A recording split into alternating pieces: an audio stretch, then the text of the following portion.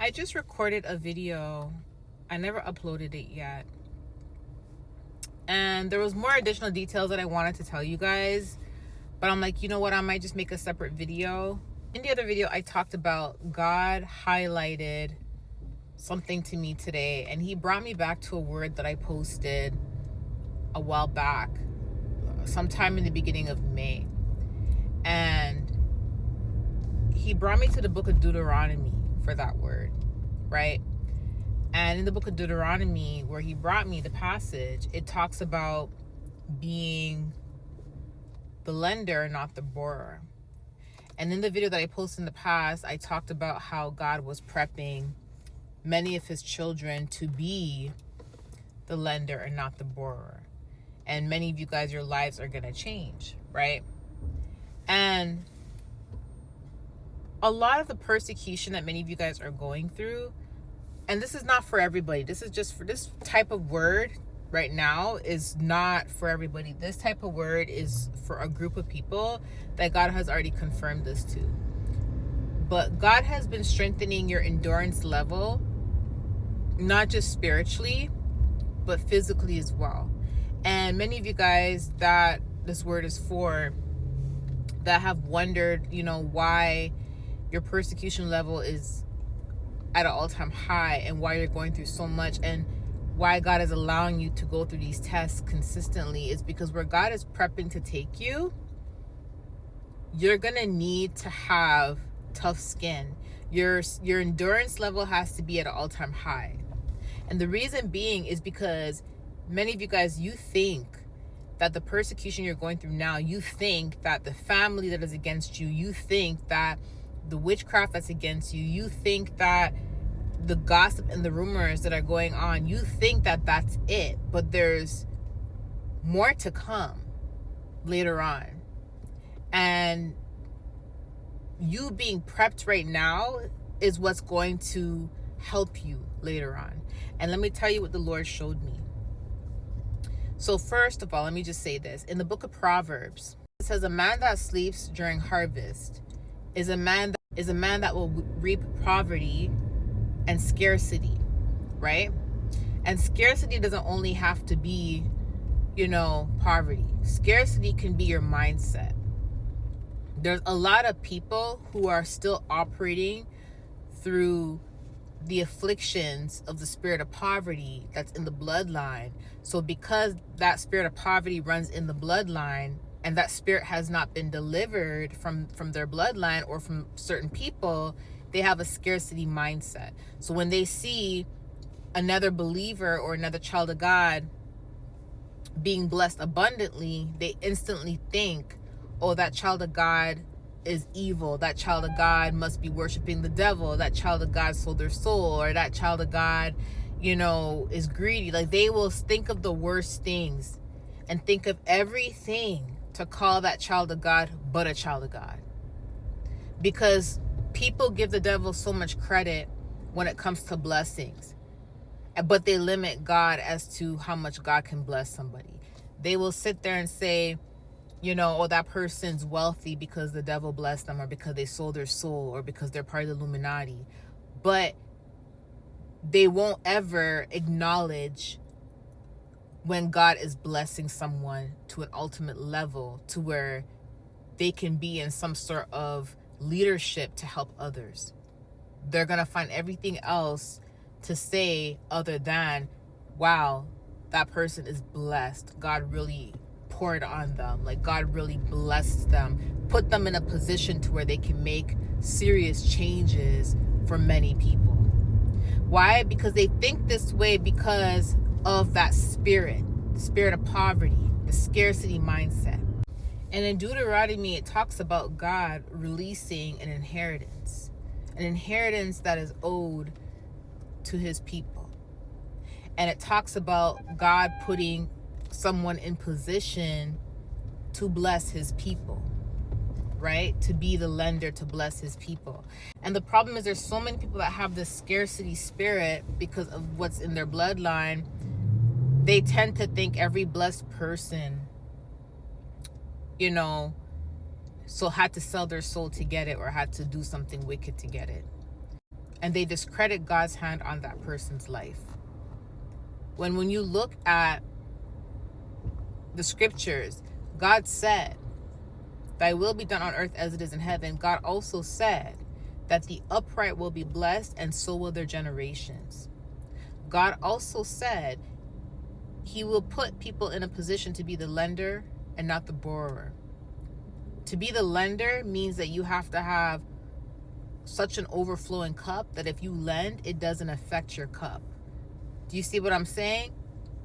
And if you look at scripture, if you look at Job, if you look at David, if you look at Solomon, if you look at Esther, see, God put Esther in a position to where not only can she be blessed, but she can use her authority now, being in that position, to bless others, right?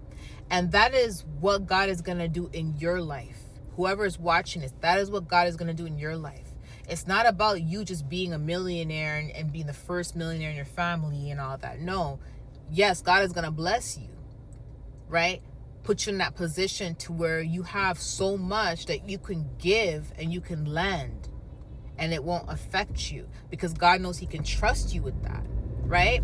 But God is also going to put you in a position to where you have authority to make changes because God can trust you with that type of responsibility, where you are respected, where you have connections, where you have the resources to change lives, to help many, like Esther did, like David did, like Solomon did, like Job did, where you're in a position where you can give jobs to people. You can help people with their homes. You can help people with their rent. God can trust you with that. People are in these types of positions, right? A lot of times, those people who have this spirit of poverty that affects them, and that's why they have the scarcity mindset, they oftentimes discredit God. They discredit God. And what God was showing me was he was showing me that the persecution that many of his people go through, especially those who are going to be put in a position to where they can be trusted, right? God has to strengthen your physical endurance when it comes to certain persecution pertaining to rumors, pertaining to lies, pertaining to witchcraft.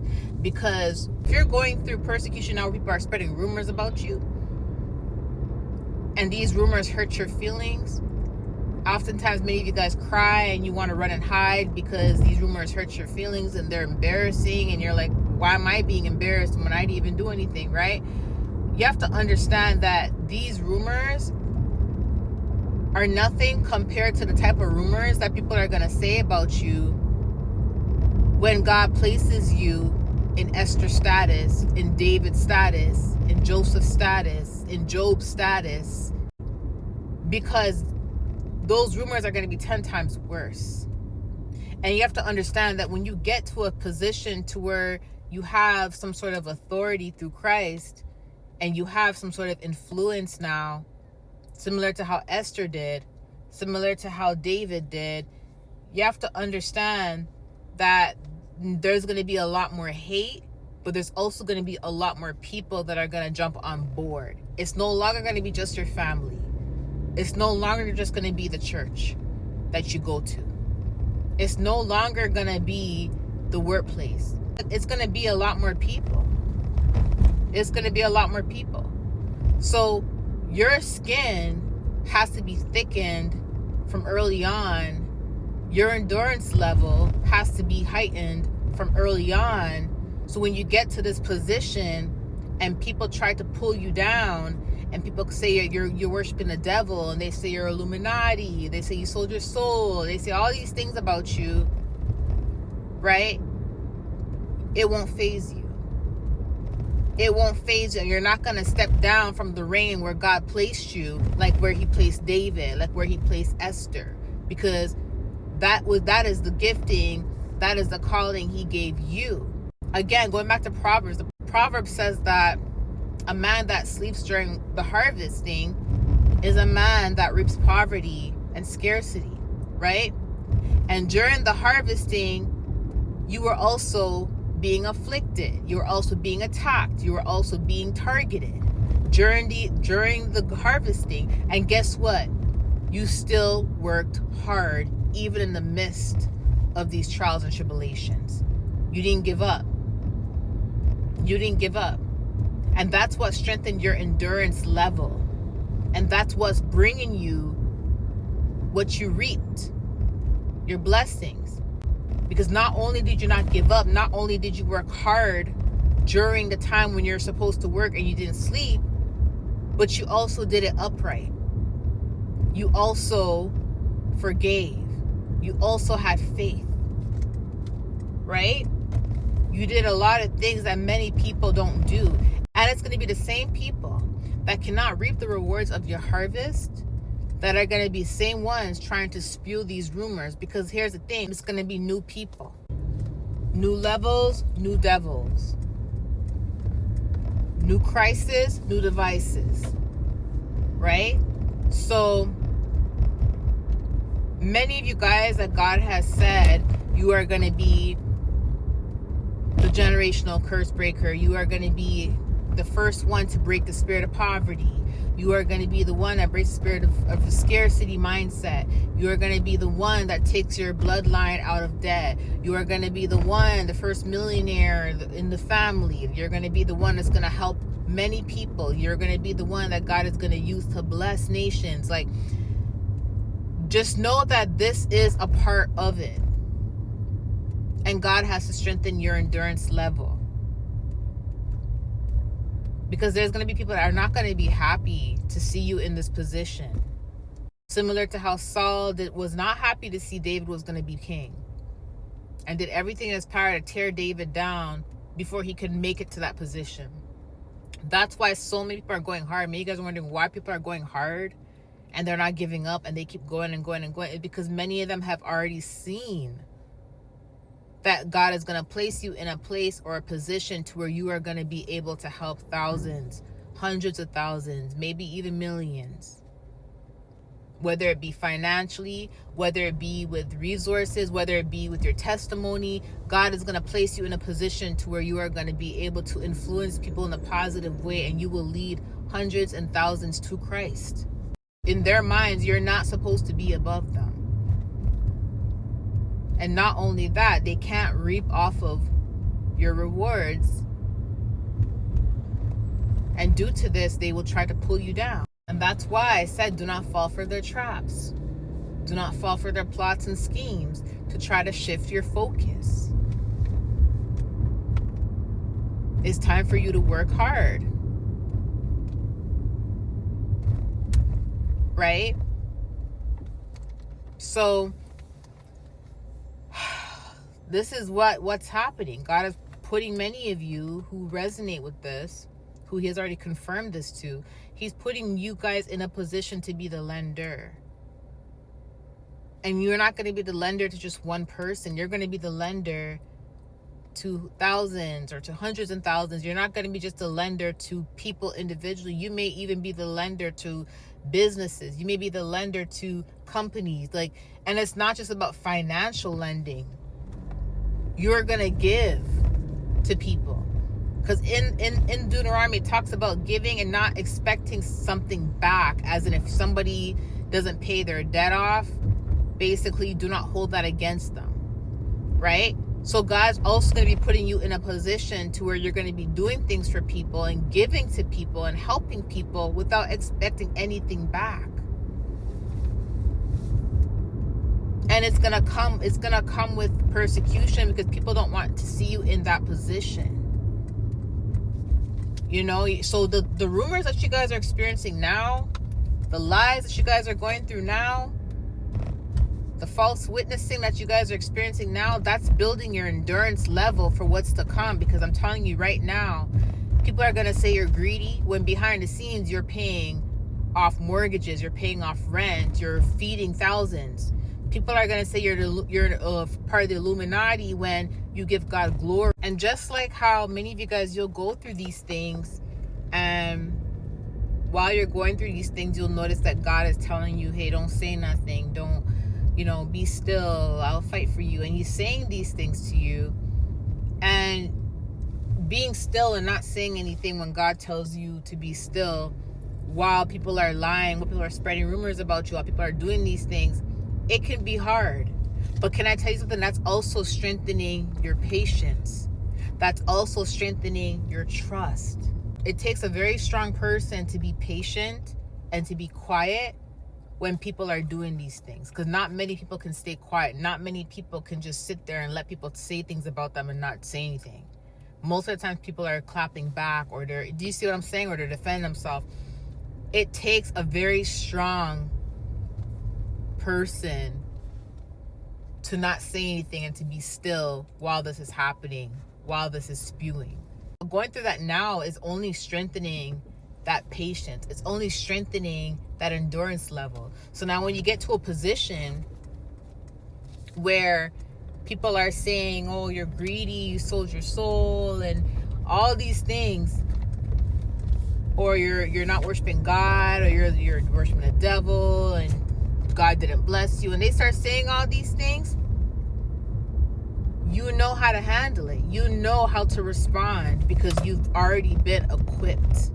You've already been trained by God to have this type of patience, have this type of forgiveness, right? Have this type of faith, and understanding that you don't have to defend yourself. You don't have to prove to people what you're really doing behind closed doors.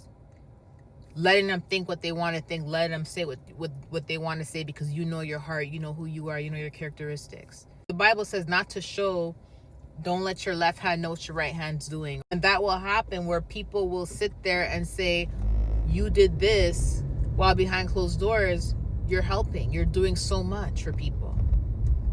But you don't have to advertise that for people to know that you're doing a lot for people, because God sees it. God sees your good deeds behind closed doors, and God will reward you for it. And then God will deal with them for spewing these things about you. And there's going to be those who know, but they're in denial. And the problem is because people don't want to believe that you're really truly called by God, you're truly blessed from God. They refuse to admit that. Their pride won't let them admit that. Their ego won't let them admit that. So they got to say whatever to make themselves feel validated, to make their hate seem validated, to make their lies seem right? They got to condone their own behavior. This is another reason why many of you guys are going through persecution on another level, where it's nonstop, is because God is prepping you. Because where you're going to go, you have to be strong. You have to be able to handle what's to come. To whom much is given, much is required. Can you imagine the amount of persecution, the amount of lies that were told on David, the amount of lies that were told on Esther? Listen, anyone that God places in a position to have some sort of authority to be able to help make change, they're an instant threat to the enemy. And God, if God is placing you in a position like that, you have to be prepared for it. And he has to prep you early on. Okay? Because I love you guys. I'll talk to you soon. Bye.